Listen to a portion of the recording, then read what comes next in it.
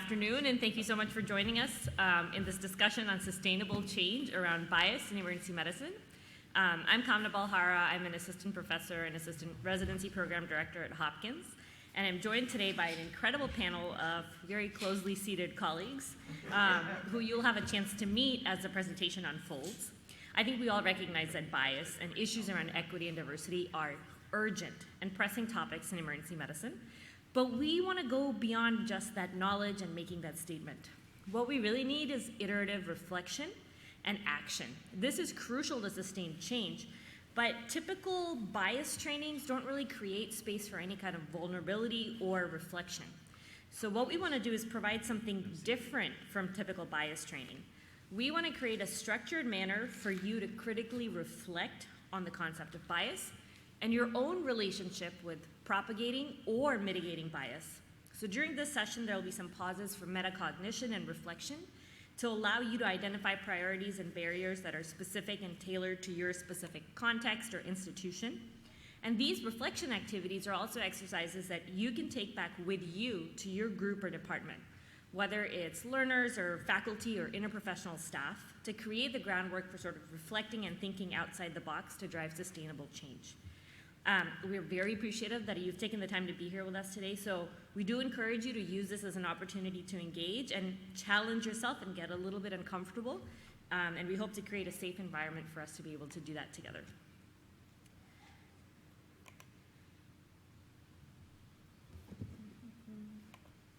So to start us off, in keeping with our theme of thinking outside the box to generate reflection, we're going to consider bias through an activity using a work of art. We'll be using something called visual thinking strategies, which is a structured pedagogical approach for looking at art that was developed by a cognitive psychologist and an art museum educator and has been in use for over 3 decades to generate open-ended discussions on art.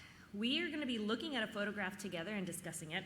I won't be giving you any background information on the image, but I'll simply ask you what's going on in this picture and have a little bit of dialogue with the first person to respond before moving on to the next.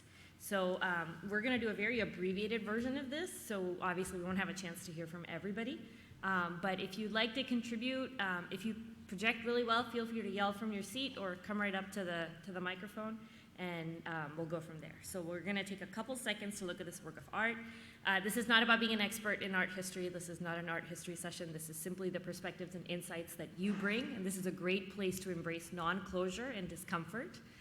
We invite anyone who wishes to participate, but certainly no one is obligated to as well, because we know art can evoke some strong emotions. So here's the image we'll be looking at. So we'll just take a couple seconds to look at it, and then I'll open up the conversation.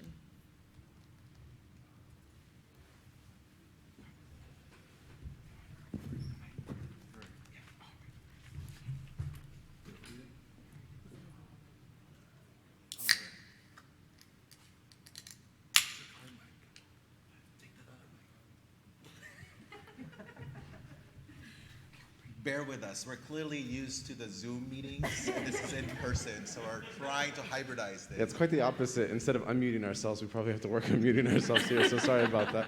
So yeah, my name is Ryan Tuchita, one of the faculty at University of Wisconsin, and I would like to help moderate this and just kind of get your participation. So I will bring the microphone to you if you don't mind raising your hand. Great, so if anyone's ready, just what's going on in this picture? Just raise your hand, and Ryan will bring over the mic to you. Thank you, Ryan.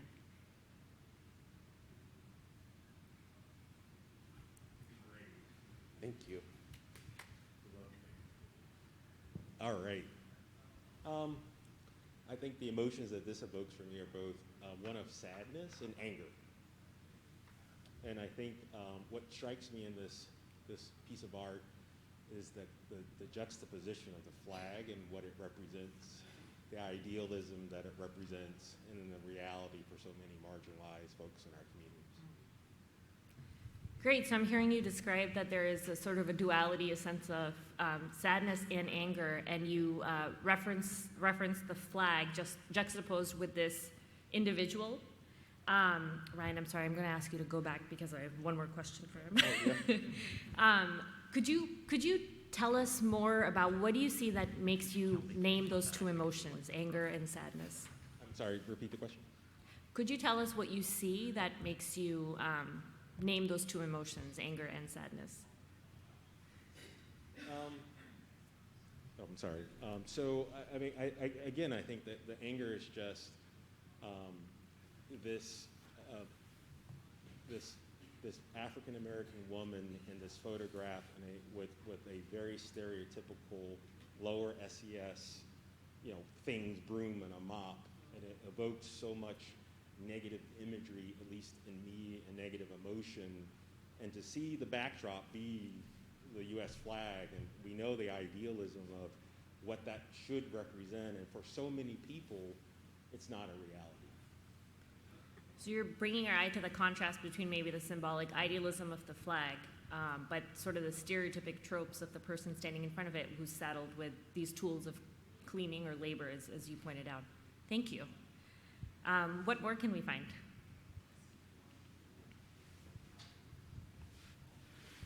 It's interesting that the image is actually bereft of color, right? It's just black and white, and it kind of brings like the starkness of the African American woman in the center, but it also kind of brings to light right and wrong and how very like stark it is, in my opinion. But there's no color, there's no emotion in this picture, which is, in and of itself pretty notable. So you're drawing our eyes to the tones of the image, which we hadn't talked about yet, and you mentioned it's black and white, and that kind of brings to you the binary of right and wrong as well. And you mentioned this figure is a woman. What do you see that makes you say that this person is a woman? I guess I assume that that the person in this image was wearing a dress, but it may not be the case. It may be bringing to light LGBTQ issues as well, or how easy it is to kind of mistake it, just the way that I just did. Well, certainly not. I'm not implying that it's a mistake. It's just curious to find out, kind of what drives our perceptions. But you were mentioning perhaps the dress or the outfit kind of points towards it. Yeah, there is a. Yeah, I didn't realize the Adam's apple. And you're pointing at the outfit as well as maybe some of the anatomy. Yeah. Okay. Thank you so much. What more can we find?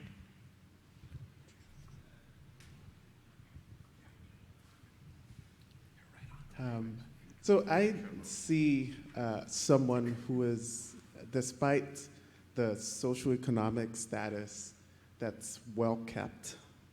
I see emotion, I see sadness or disappointment, and maybe from my immigrant lens, I think of the backdrop of that American dream and looking at what she or he is doing, or they are doing, is like, that's it.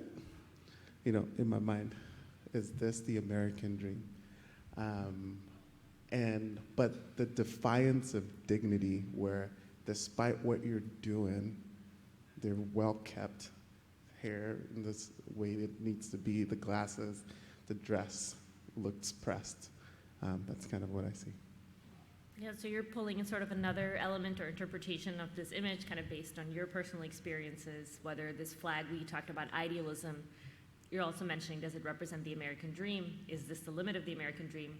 Yet at the same time, in the same figure, you mentioned dignity, defiance, and you were drawing our eye to the hairstyle and how sort of neat and well put together this individual is, sort of a sense of defiance there as well. Is there anything else that you see that made you say defiance and dignity? I just see how put together the person looks in terms of the dress, the glasses, the hair, despite the manual labor that would be going on, where and so I see that as like keeping that dignified look despite the situation. Great, thank you so much. I am really sorry, but in the interest of time, we'll have to move on. We could easily spend probably the whole session just talking about this image.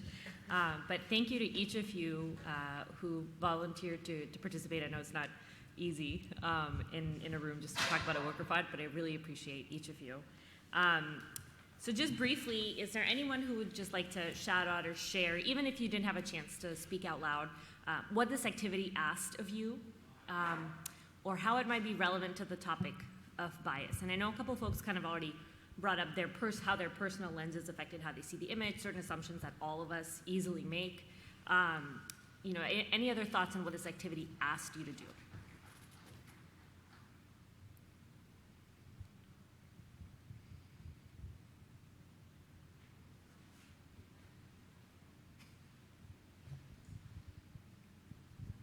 It asks you to make assumptions in general, and your assumptions are informed by your lens, right? And then we place those assumptions on the image to interpret it how we see it, right?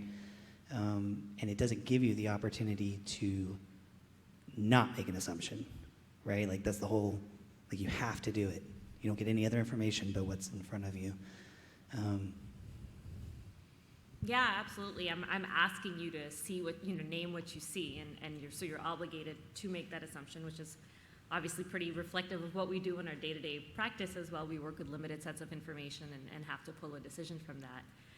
But what's really neat about this framework is that almost every question is followed up with, why did you see that? Or what is it that you saw that made you say that? So we're really trying to push, when we're doing this, we're really trying to push us to explain our assumptions or step back from our assumptions from a moment as well.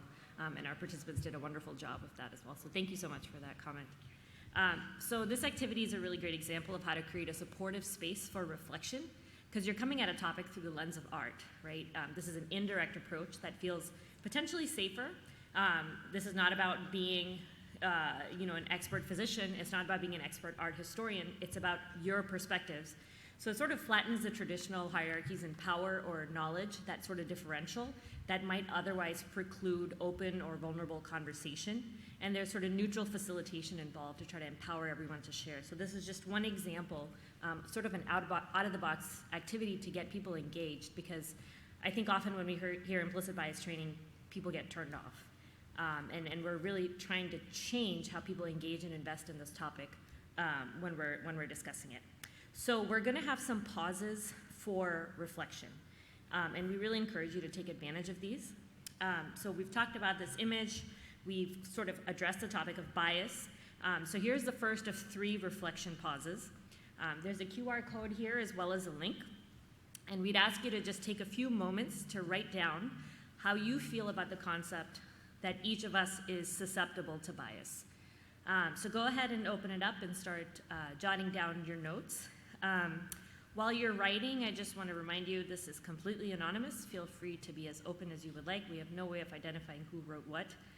And then while we're doing that, we also want to let you know that this is, of course, for SAEM and for us, a really unique opportunity to understand how emergency physicians and trainees conceptualize bias and what barriers might be there. So it's a unique opportunity for shedding light on this topic. And the primary goal of these reflection questions is really to give you time, some protected time and space to reflect. But if you feel so inclined and would like to have your anonymous and de-identified responses included for our aggregate qualitative analysis, there's an option to click for including your response in our IRB-approved study. We have no way of identifying who wrote it, who wanted to opt in, wanted to opt out, so please feel comfortable doing whatever feels best to you.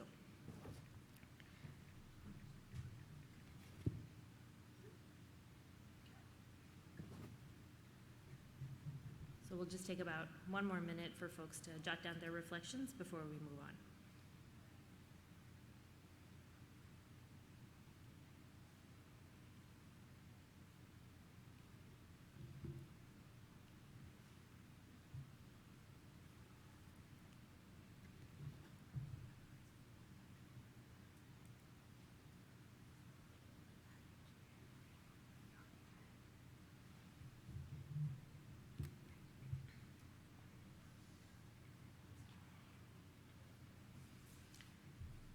All right, so if you're still writing, please feel free to continue to do so. And we'll just start moving on to the next slide, but feel free to keep going if you would like. So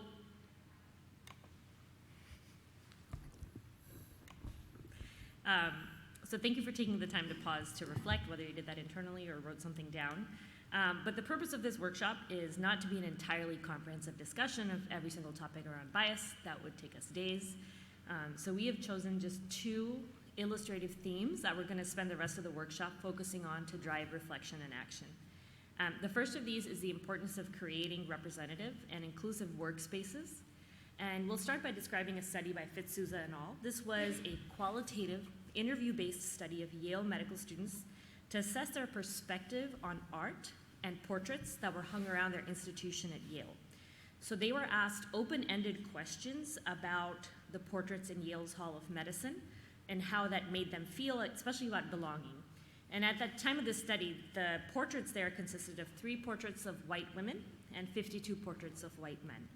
And themes that came up included concerns about institutional values, consequences and representation and paucity of diverse role models, and also discussions around how to acknowledge history or acknowledge this difference without erasing that history. So to give us a closer look into this, I'm going to turn it over to Dr. Sun to share some specific quotes that those students made. Thank you, Dr. Balhara, for including me as part of the team. My name is Wendy Sun. I'm one of the incoming chief residents at Yale. I'd like to read out some of the quotes from the medical students that were highlighted in the study to underscore the importance of space and to spark some ideas on what we can do as leaders at our own institutions to make spaces more inclusive. So the first quote is, "I think it's like this is a space that clearly is not for me. It's a space that I'm just passing through. It's not like I think that we should not honor these people. I just think that honor should not come with erasure of if they did other things, other parts of their past, and also honor other people too. I think if you are going to put someone's portrait up, you are kind of saying this is someone we aspire to be." Thank you.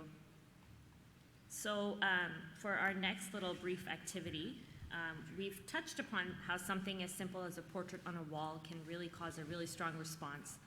Now we want each of you to brainstorm, and kind of we'll do this as a group because the forum that we're going to do this in will allow each other to see, we'll be able to see each other's responses. Again, they'll remain anonymous, but people can now see your responses. And we would like for you to brainstorm about spaces that are virtual, physical, or otherwise in your departments or in your institutions that may not feel inclusive to you or may not feel inclusive to others in the department. So try to think about your department spaces with fresh eyes. See them as a gallery visitor or tourist, for instance. Try to reframe and reevaluate the spaces that have become routine. So we'll all go to this link to sort of enter our thoughts here, and others will be able to see and share ideas. Is this on? Can you hear me? Yep, okay. So I'm going to read them out as they start coming. So far I can't see them. Can you see any? Not yet. Okay. Somebody give us something.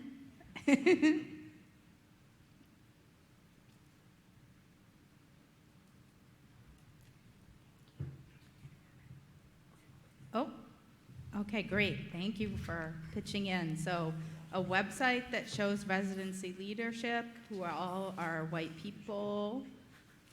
Gendered bathrooms, that's a great one, very important. Hall of Portraits of Chief Residents, white, male. Leadership spaces in the department, they're filled with white males and will likely stay that way. These are great examples. Other thoughts?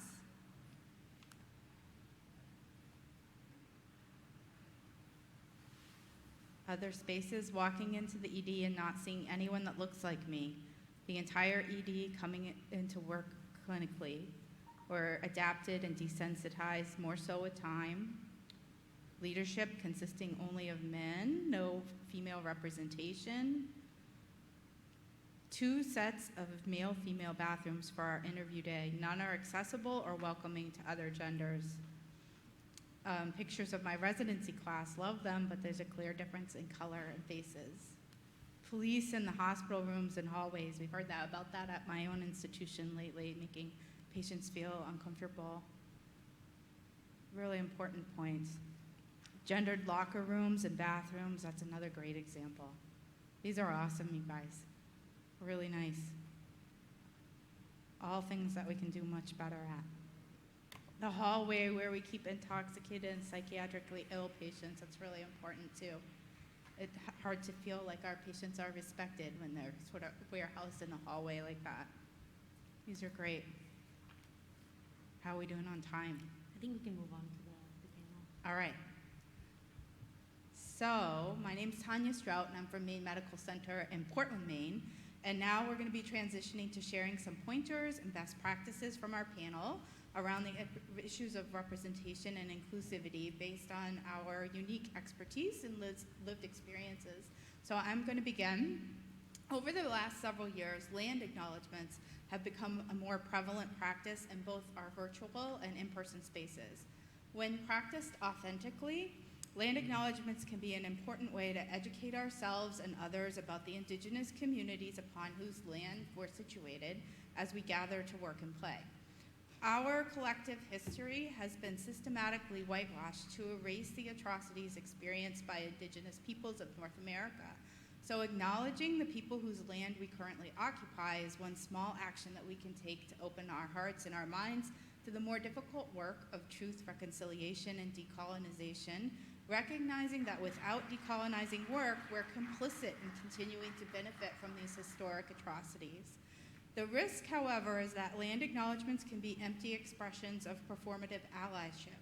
So to be an authentic expression, land acknowledgements should be developed using a reflective process that includes considering the purpose of the acknowledgement, learning about which indigenous peoples historically and presently occupy your location, connecting with the modern issues that are facing those peoples, delivering your acknowledgement with respect and from a place of authentic desire for truth and reconciliation, and finally, with consideration for what more you can do to nurture indigenous sovereignty, health, and well-being. And with that, I'm going to turn it over to my colleague, Dr. Moll.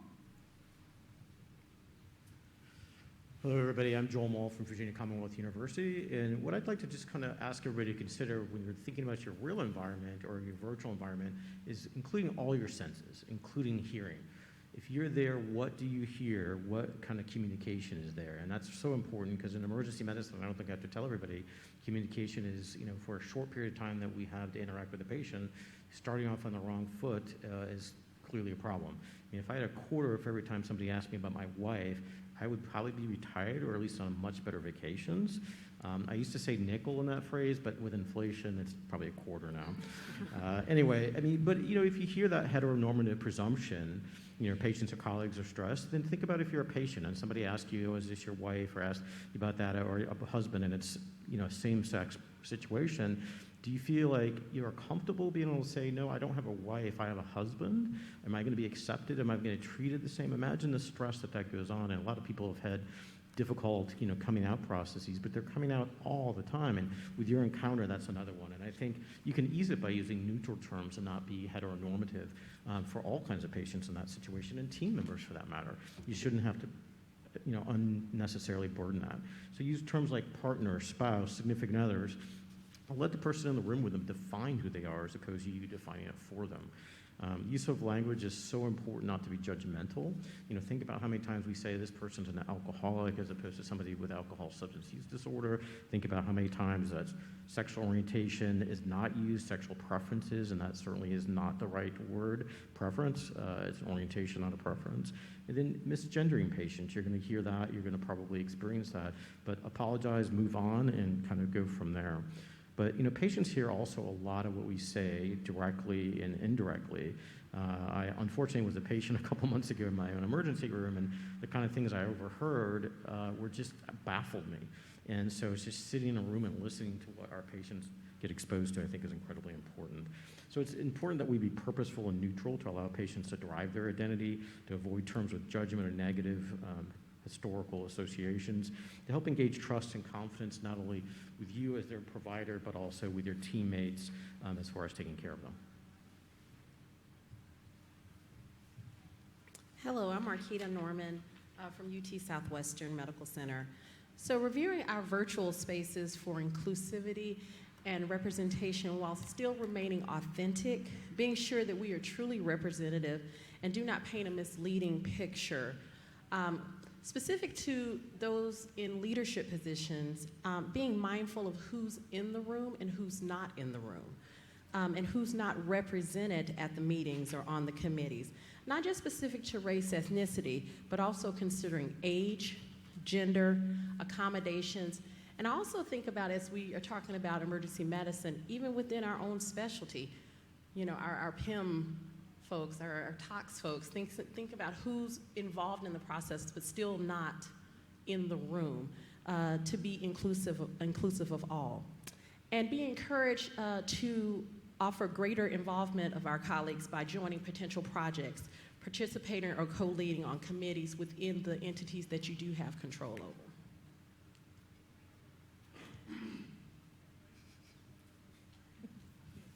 Hello, everyone. I'm Logan Wyatt from Johns Hopkins. I just have an ever so brief little anecdote.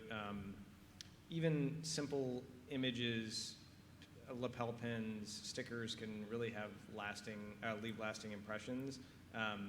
I was interviewing for residency spots, and I always keep a little rainbow sticker on my laptop. I've recently upgraded. This one doesn't yet have it. But when I was interviewing, one of the medical students came out to me, and he said the only reason that he felt comfortable doing that was because he saw that small signal of inclusion. So it's important to think about those small signals, but it goes beyond just the simple signals to also the spaces.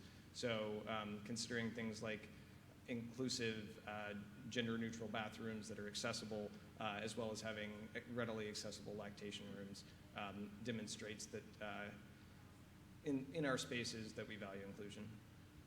Great. So thank you so much to our panel, and thank you to each of you who contributed your ideas, and that's going to create sort of a group repository for people to take back with them. But now that you've thought about the spaces within your department or workspace that you want to change, that need improvement, we'll take our second pause for reflection here for you to think about the barriers you may encounter.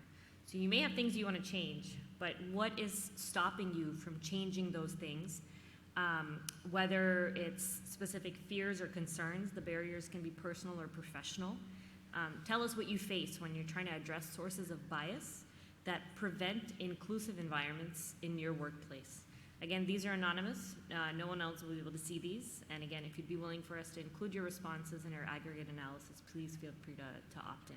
So we'll just take just about a minute for people to provide their thoughts on this.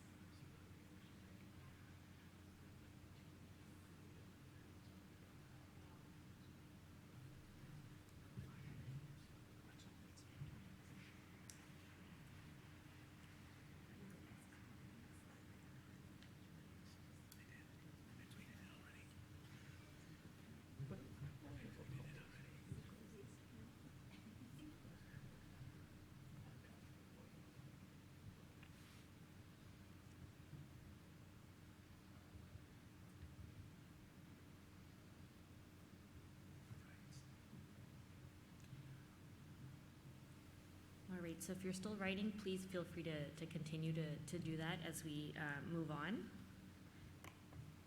So we'll pivot now to our second theme, discussing what it means to be an upstander. As we've just discussed, the spaces we work within can themselves be exclusionary or discriminatory, but often the discrimination or bias that we experience or that our patients or colleagues experience comes from other people. And when we witness an instance of discrimination or a microaggression, we can choose to either be bystanders or upstanders. A bystander is someone who witnesses something and does just that. They stand by. They don't take part or intervene. However, an upstander is someone who is an active participant, a person who speaks or acts in support of an individual or a cause, particularly someone who intervenes on behalf of a person who may be facing discrimination. So I'd like to tell you about another little qualitative study. And this is a great study of 27 resident physicians who identify as minorities around the topic of discrimination.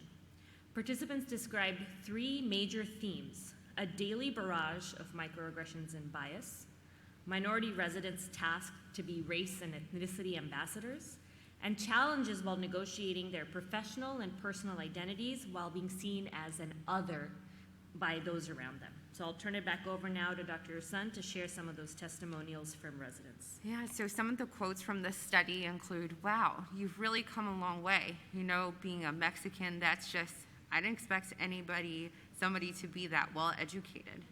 There's one other black guy in the program, a guy from Cameroon, and we look nothing alike, but we have been called each other, or I know for sure that I've been called his name before. And the last quote being, yeah, you just told someone who's had an afro for the last 2 years who finally got their hair flat ironed once, and you're like, oh, your hair looks so professional. So these are real quotes from what our residents face on a day-to-day basis, and we have a link to this study in our references if you want to read more about the kind of comments that they face and how they sort of group these into different themes. But now, again, we're going to brainstorm together so we'll be able to see what other folks are writing. If you see something like this happen in your space, like one of the quotes we just described, how would you respond? You can consider this, whether you're a leader or hold a position of power within your department or institution, or have some sort of privilege within the department or institution. You can consider it from that perspective. Or if you really want to get out of your comfort zone, think about it as someone who has perhaps no sense of agency or privilege or power within the department. Then how do you respond? So we'll just have folks enter this QR code or this link. Again, this is an opportunity for us to brainstorm and get ideas from each other about how we respond to these situations. All right, and I'm going to monitor the comments, so we'll read them out as they come in. Sadly, those quotes that you read are not that uncommon to hear. It's absolutely true.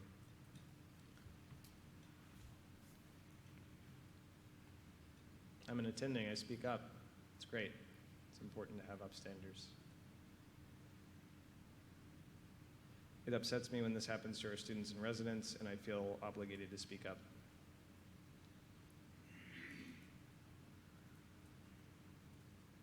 I think the idea of obligation also makes it, there's a certain challenge to speaking up as well. Typically, to smile and move on, the consideration is making a big deal of it at the risk of patient care, and the latter should never be at risk.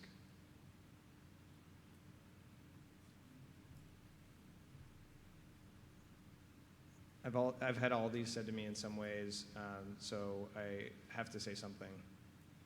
Explore context and speak up. It's so easy. It's not so easy to stand up if it's your boss that said something. Yeah, the power dynamic really comes into play very frequently. As a medical student, it's hard to speak up to attendings and residents who are evaluating you. Absolutely.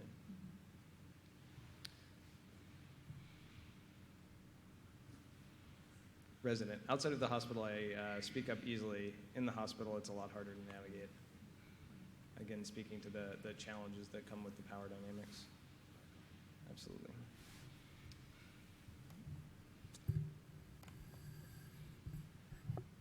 All right, so as we did with our previous topic, we are going to turn to our panel again to discuss some pearls and pointers, specifically around the areas of discrimination, microaggressions, and response to microaggressions based on lived experience and expertise. I'm going to start with two. Yes. I'm sorry? Come to the mic. Yeah. Yeah, come on up. Absolutely. Come join. Yes, Please yes. join the Sorry, I conversation. just Yes, couldn't hear welcome. you. Good race run, so you could get No. I figured this was a good time because you're talking about Upstander. So I'm actually on faculty at Yale. I have the wonderful privilege of working with the fabulous Dr. Sun. But yeah, so just, and I don't know if you're going to talk about this, Dr. Sun, about like the closure on the portraits. I don't want to like take the clincher out if you're not going no. to. Go Okay, ahead. so the positive side to that really horrible story of portraiture in some of these very old academic institutions like Yale was that there's actually, I think, two pieces of the story. One, that an individual can make change, basically, and number two, about allyship and being an upstander. One, that this really highly motivated medical student actually championed and advocated to change that portraiture. And as a matter of fact, we have a full wall of white male photos that were taken down and was replaced fully by actually women of color, including myself, which is, I don't know how I ended up there, but that's one point. The second point of that was that she had an ally or an upstander who happens to be a white woman, who I say is, I call them in the walls at Yale, meaning she's not going anywhere, full professor, but who championed for her, and is Anna Riesman, who's a senior author, who actually championed, is a good friend of mine, who championed her getting to that point, or getting us to that point. So it can just take one, and being an upstander / ally has a big impact, so I wanted to share that. Thank you so much for sharing that. You like knit our two themes together perfectly, and we weren't aware of that story. So it's beautiful to see, like you said, it takes one person, and being an ally can also make a lot of change in a sustainable manner. Thank you so much for sharing that. I was just going to give two ever so brief anecdotes. So as an early intending, I accidentally called one of my residents by the wrong last name, Sanchez instead of Gomez. I corrected myself, moved on, didn't apologize, didn't make a big deal about it.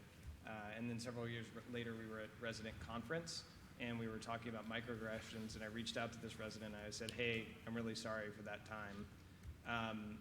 The resident clearly remembered that time, and it had clearly hurt them. And so while it's better to do it in the moment or shortly thereafter, it's never too late to apologize for microaggression. The second brief anecdote, I had a resident who came up to me mid-shift and was like, this patient, even though I've introduced myself as their doctor, keeps calling me their nurse, can you help? And so we went back into the room together and discussed with the patient how indeed she was the patient's doctor and that we expected that they would treat them that way as such and with respect. And years later, this same resident came up to me, or said at a panel actually, about how that was a time when somebody had stood up for her in a meaningful way. And so we really want to consider sort of, especially from our positions of authority, that we can really make meaningful impacts, whether those are helpful or hurtful or is really up to us. To add a few things, one is to think about how you could actually be proactive. There's these certain scenarios where we recognize they're sort of high risk and really commonly fraught with issues. And so I really like to think about scenarios such as when EMS is about to give report. And when I'm in the attendant in the room, it's really common for them to look right at me. They don't know that I'm the attendant in the room, but it seems like they made that assumption. But what I let them do is let them know who the resident physician is, who may not look like me in multiple different ways, but let them know that they're the team leader and they're in charge. Sometimes that's a correction, so that's addressing a microaggression. Sometimes that's actually just being proactive and avoiding kind of the scenario in the first place. The second thing to think about as it relates to microaggressions is think about how you can turn those microaggressions into microaffirmations, or rather, combat the microaggression with a microaffirmation. So really say something like, hey, so-and-so is our resident physician. They're absolutely wonderful. They're a chief resident next year, and I'm really excited for them to hear your reports, your patient report, and really just kind of really combat that negativity with some appropriate positivity. Hi everyone, L.A. Alvarez, Director of Wellbeing at Stanford. I will be very brief. A few things. So it was mentioned earlier about how there's psychological safety depending on power dynamics. A few things I think that people can do is just be curious. Wait, did you just say that? Or maybe, can you say that again? But at least highlighting what they said as something that maybe you didn't hear as well. It allows you to then, maybe they can clarify it. Also, if you still don't feel comfortable saying something in the moment, the worst thing that we can do is ignore that. And so even validating that experience, acknowledging that, hey, so going to that person and saying like, hey, I heard that, I did not agree, I don't know what to say, but I just want to let you know that that was not cool. So by simple acknowledgement of that experience can go a long way. Thank you. Hi, everyone. My name is Katrina Gibson. I'm from Emory, where I practice clinically at Grady Memorial Hospital. Thank you for joining us.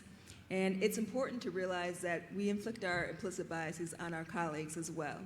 For instance, there's been many times where colleagues from other services have gone out of their way to speak around and through me for the purposes of addressing my white male resident or intern, where I'm assumed to be the nurse or support staff, despite all of the logical clues to the contrary. Similarly, I've been standing in a room where EMS refuses to give report until the doctor comes in. So it's important that even we as physicians reevaluate our own ideas of what a doctor looks like and who the attending or supervising physician may be. So while we do appreciate, the stickers with the flags and Black Lives Matter fists, it's important to be an upstander in the moment.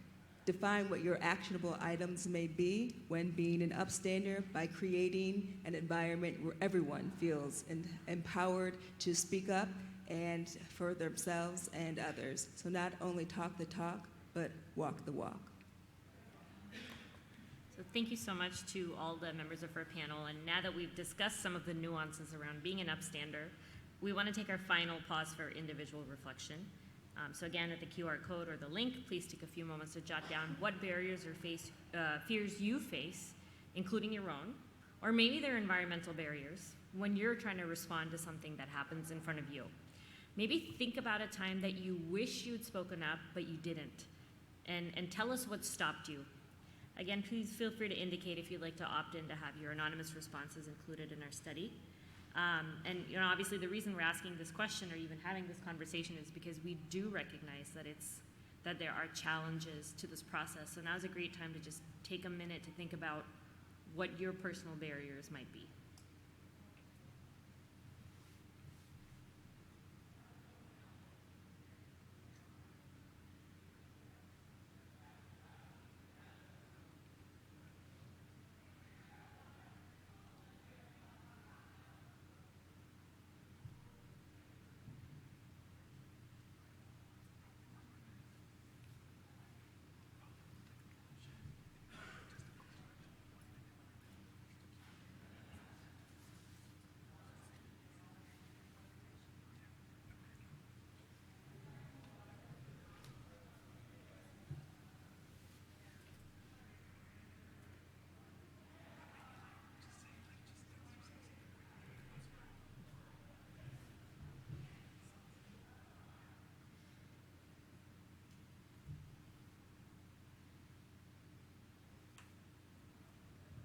It might seem like this is a very quiet room, but we really appreciate you engaging and typing your answers because we can see that. So I just want to acknowledge the quietness in this room. I'm sure everyone has been running around for the last few days, so we're hoping that these little pauses for metacognition and reflection are helpful. As folks are sort of wrapping up their responses, we'd just like to offer some thoughts in closing. So we're going to be wrapping up shortly, but we hope this workshop has provided you not only with some protected time to reflect, but also some potential activities that you could take home to your colleagues, your department, your institution to inspire critical reflection and kind of explore those barriers and issues that are specific to your context or your environment so that you can pair that reflection with action. Thinking outside the box, outside of traditional medical hierarchies or pedagogies is valuable in addressing bias. It's important to try to see our environments with fresh eyes, to reframe and reevaluate what has come to feel routine or just accepted, and then to create avenues for action. And important to consider barriers at all levels, all the way from our barriers, our personal barriers, all the way to institutional and systemic barriers. And finally, sustained change is iterative. It's not a one and done, one size fits all approach. Initiatives to address bias and equity need to be tailored to local stakeholders and environments, which is why creating space for reflection is so crucial. That little link that you've been accessing and kind of group thinking and brainstorming ideas not only contains all the fabulous ideas from the group here that are hopefully going to be part of your toolbox, but also has a whole host of resources and references at the bottom there that relate to a lot of what we talked about today.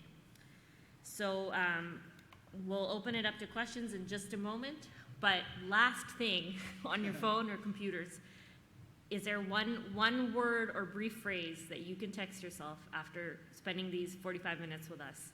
Something that you're going to do differently, whether it's for yourself or whether it's for your department. And it can be about creating inclusive spaces, or it could be a step that you want to take to make yourself a better upstander. So this is our call to action to you. If you walk away from here with just one thing that you're going to do differently when you get home, that would be wonderful. So while folks are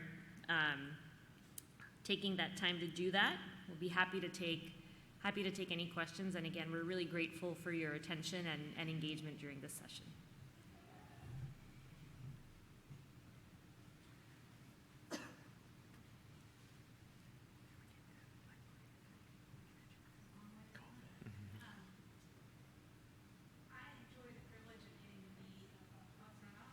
I think it might be off.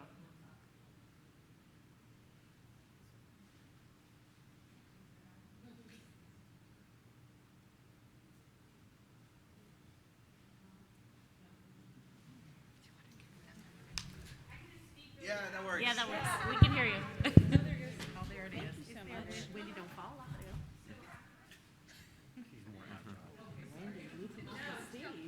I appreciate all the efforts.